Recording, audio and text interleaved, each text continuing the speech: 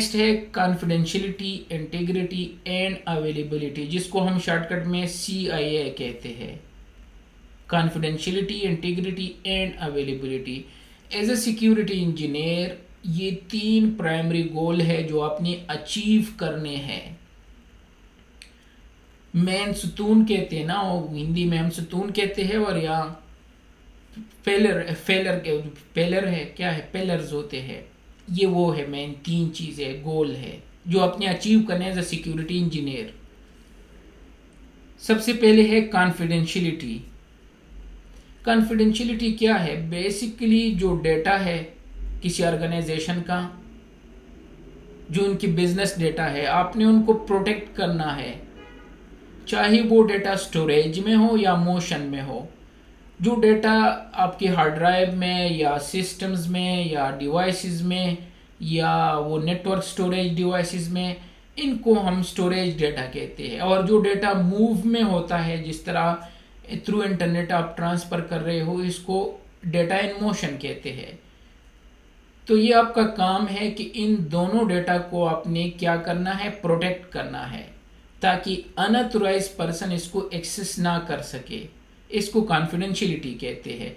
अब आप चाहे कोई भी मेथड यूज कर दो, इस पे पॉलिसी लगा दो, इस पे परमिशन लगा दो कि HR वाला इसके डेटा में ना जा सके, IT वाला सेल्स के लोगों का डेटा एक्सेस ना कर सके।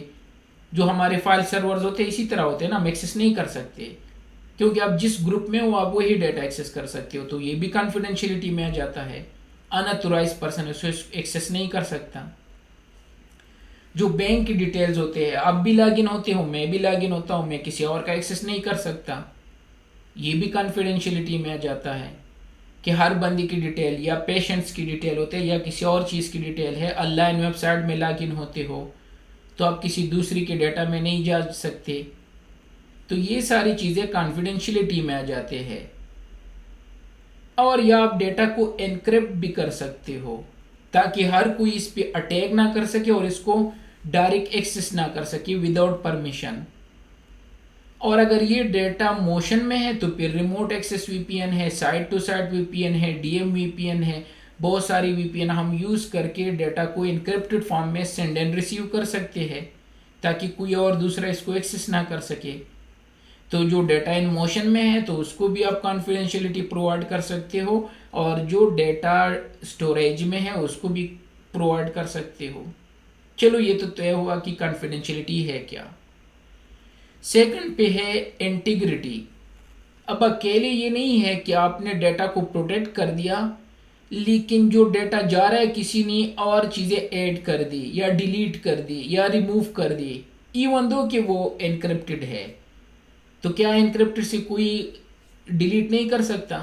कोई अपनी चीज़ें उसके साथ ऐड नहीं कर सकते, उसको चेंज नहीं कर सकती। हाँ, अगर उनको समझ नहीं आ रहा है लेकिन चेंज तो कर सकते हैं ना। तो इट मीन्स अकेले ये नहीं है कि आपने एनक्रिप्टेड कर दिया तो आपका जॉब डन। नो, ये भी मेंटेन करना है कि कोई इस डेटा को चेंज ना कर सके, अल्टर ना कर सके, कंप्रोमाइज ना कर सके, डिलीट ना कर सके, कोई और चीज़ें इसके साथ अटैच ना कर सके।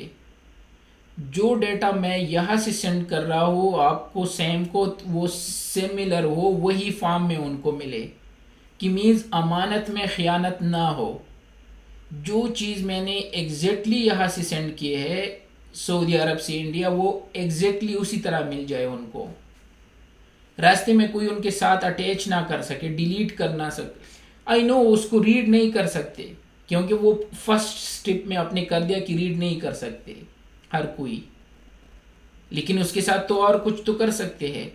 तो इसको कहते हैं इंटीग्रिटी। मैं एग्जांपल दे देता हूँ एक स्मॉल सा, पहले इनको पढ़ लेते हैं। 3rd नंबर पे है अवेलेबिलिटी। तो 3 चीज़ें हो गए। अब अवेलेबिलिटी क्या है? अपने डेटा को एनक्रिप्ट भी कर दिया और उसमें इंटीग्रिटी भी लगा दी, लेकिन वो चीज़ें जिसको अवेलेबल होनी चाहिए उसको अवेलेबल ही नहीं है। जब वो एक सर्वर को एक्सेस कर रहा है वो सर्वर ही डाउन है। तो एनक्रिप्टेड तो है सारी चीज़ें उस सर्वर में, और आपको जो चीज़ें मिलेंगे वो भी एग्जैक्टली उसी तरह मिलेंगे, लेकिन है ही नहीं जो आपको मिलेंगे, मीन्स अवेलेबल ही नहीं है। तो मीन्स 3rd रोल आपका है कि वो चीज़ें अवेलेबल भी हो, जब अथोराइज यूज़र ट्राई करके उसको एक्सेस करे तो उसको ऑल द टाइम अवेलेबल हो। ये ना हो कि आप कहने नहीं नहीं सर्वर डाउन है, जस्ट वेट कर दो अभी आ जाएगा, या सर 1 मिनट हमारा इंटरनेट डाउन है, सर 1 मिनट हमारा तार कट गया है, सर 1 मिनट ये चीज़ है। तो नहीं, आपने इन रिसोर्सेज को अवेलेबल करना है। जब भी एक अथोराइज यूज़र उसको एक्सेस करे 24/7 बाय इनको आपने अवेलेबल करना है, जो भी कंपनी की रिक्वायरमेंट होते हैं। चाहे आप वर्चुअलाइजेशन यूज़ करो, क्लस्टर यूज़ करो, HA यूज़ करो, हाई अवेलेबिलिटी यूज़ करो, रिडंडेंसी यूज़ करो, एक्सेस कंट्रोल यूज़ करो, मॉनिटरिंग यूज़ करो, जो भी आपने यूज़ करना है, लेकिन ये एप्लीकेशन, ये डेटा, ये सर्विसेज, ये नेटवर्क अवेलेबल होने चाहिए ऑल द टाइम जब भी यूज़र इनको एक्सेस करे। तो ये ट्रायंगल जो है, ये बेसिकली 3 चीज़ें रिक्वायर है, जो आपका मेन रोल है कि डेटा प्राइवेसी हो और सिक्योर हो, डेटा मॉडिफाई, डिलीट और ऐड ना कर सके, और जब भी जो भी यूज़र इसको एक्सेस करे जो ऑथोराइज हो, उनको वो अवेलेबल हो। अब आते हैं इसका एग्जाम्पल से समझ लेते हैं। सबसे पहले है कॉन्फिडेंशियलिटी, जो हम पढ़ चुके हैं। कॉन्फिडेंशियलिटी में आप क्या कर सकते हो, डेटा को एनक्रिप्ट कर दो तो वायरस इस पे अटैक नहीं कर सकता, हर कोई इनको एक्सेस नहीं कर सकता। सिंपल एग्जांपल हमारे विंडोज में है, अगर ये इस पे मैं राइट क्लिक कर दूं तो यहाँ बिटलॉकर है, तो मैं इस डेटा को एनक्रिप्ट कर सकता हूँ और जिसके पास पासवर्ड हो उनको एक्सेस कर सकता है। या बिटलॉकर टू गो है, जो USB पे लगा सकते हो, तो अगर USB गुम हो गई, कुछ भी हो गया, तो डेटा को वो फॉर्मेट तो कर सकते हैं लेकिन एक्सेस नहीं कर सकता और ना रिट्रीव कर सकता है, रिकवर नहीं कर सकता। तो एनक्रिप्टेड का ये फायदा होता है कि वो डेटा डिलीट तो हो सकता है, लेकिन जब डिलीट हो जाए तो फिर एनक्रिप्टेड डेटा जो है वो रिकवर नहीं हो सकता, पॉसिबल नहीं होता। तो इस वजह से बेहतर है कि आप अपने डेटा को एनक्रिप्ट रखो, अपने मीन्स कंपनी का। तो ये तो विंडोज में है फीचर। इसके अलावा बहुत सारे ऐसी फीचर्स है जिसको बहुत सारी टूल्स अवेलेबल है, जिसको आप यूज करके आप क्या कर सकते हो। ठीक है, अगर मैं यहाँ से जाके एक फ्री टूल से दिखा देता हूँ। अकेले ये नहीं है कि आप सिर्फ इसको कर सकते हो, विंडो की बिल्टन टूल को बहुत सारी पेमेंट करके भी टूल बाय कर सकते हो। फ्री टूल भी अवेलेबल है जिसके थ्रू आप अपने डेटा को एनक्रिप्ट कर सकते हो। उनमें से एक ये है बिटलॉकर या बिटलॉकर टू गो है। अब जो डेटा मोशन में है,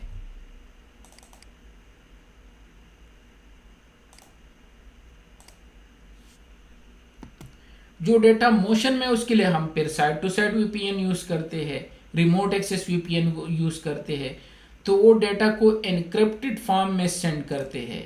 ठीक है, वो एनक्रिप्टेड फॉर्म में सेंड करते हैं और उसको एनक्रिप्टेड फॉर्म में मिलेगा, वो फिर वो डिवाइस उसको डिक्रिप्ट करके उनको प्रोवाइड कर देंगे। तो जो डेटा ट्रांजिट में है या मोशन में है तो उसके लिए हम फिर VPN को प्रीफर करेंगे रादर देन कि क्लियर टेक्स्ट में सेंड करें। ठीक है, तो ये कर सकते हैं।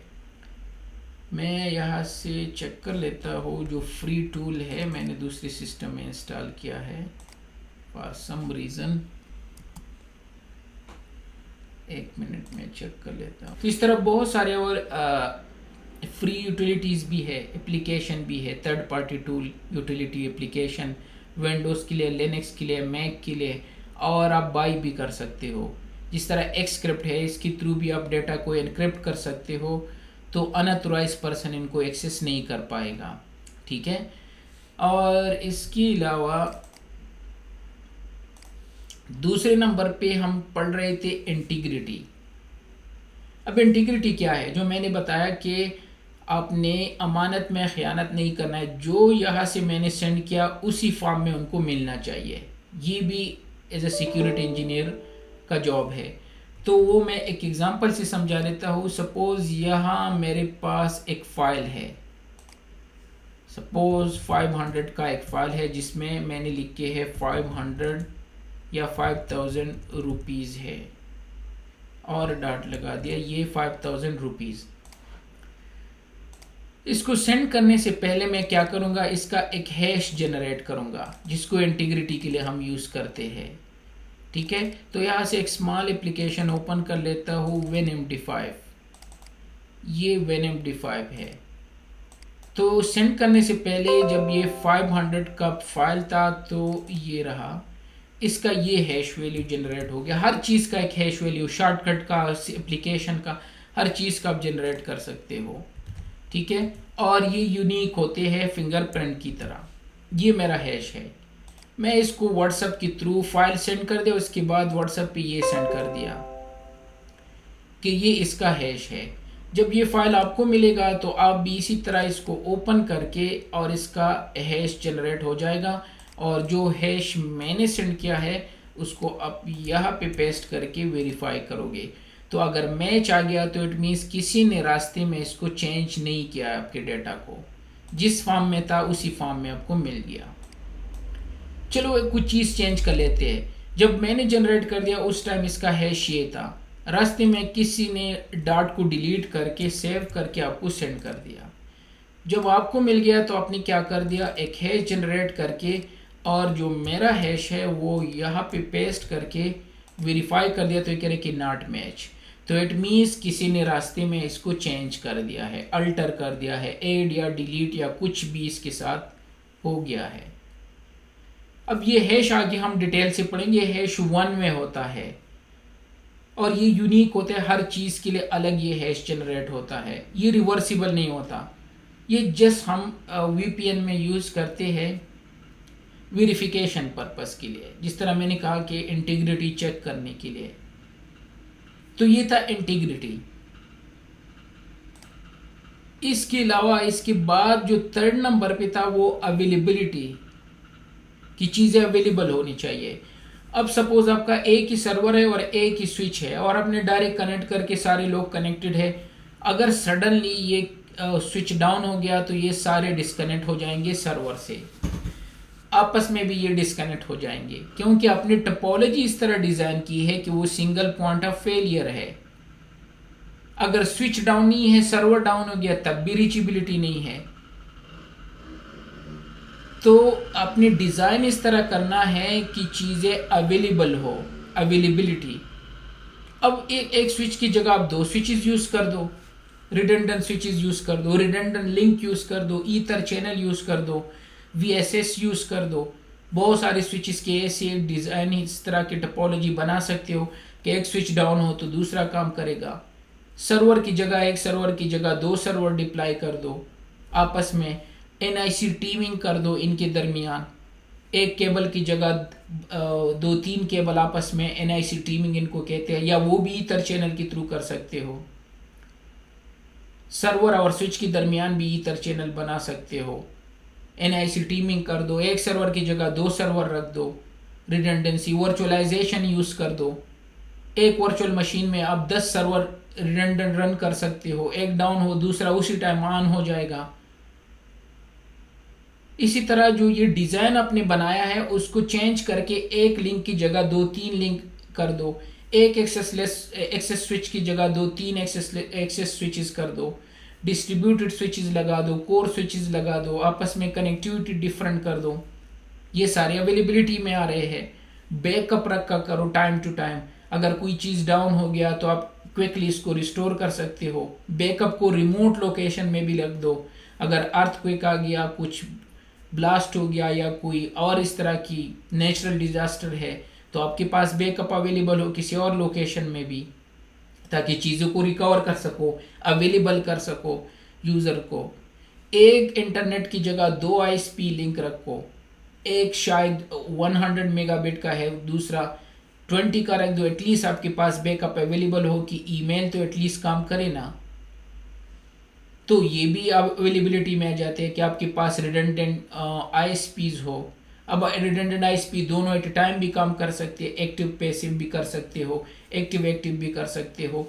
BGP इसमें ये भी कर सकते हो कि कुछ ट्रैफिक इस पे जाए, कुछ इस पे जाए, आपकी मर्जी जो भी करना है, लेकिन चीज़ें रिडंडेंट होनी चाहिए और अवेलेबल होनी चाहिए।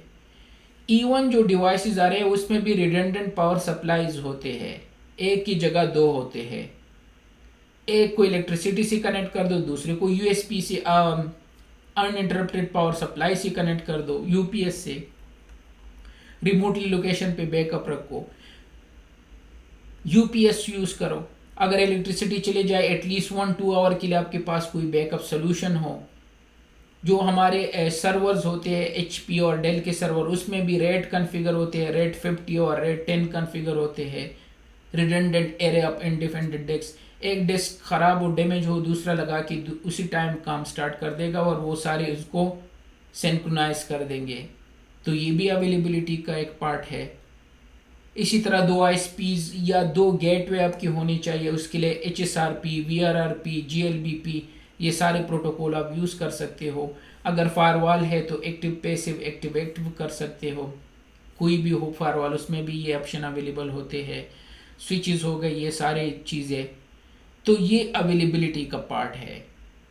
तो ये थी 3 चीज़ें जो बहुत ही अहम है और इसको हम किस तरह प्रोवाइड कर सकते हैं एज ए सिक्योरिटी इंजीनियर, ये चीज़ें। और वो थे कॉन्फिडेंशियलिटी, इंटीग्रिटी एंड अवेलेबिलिटी।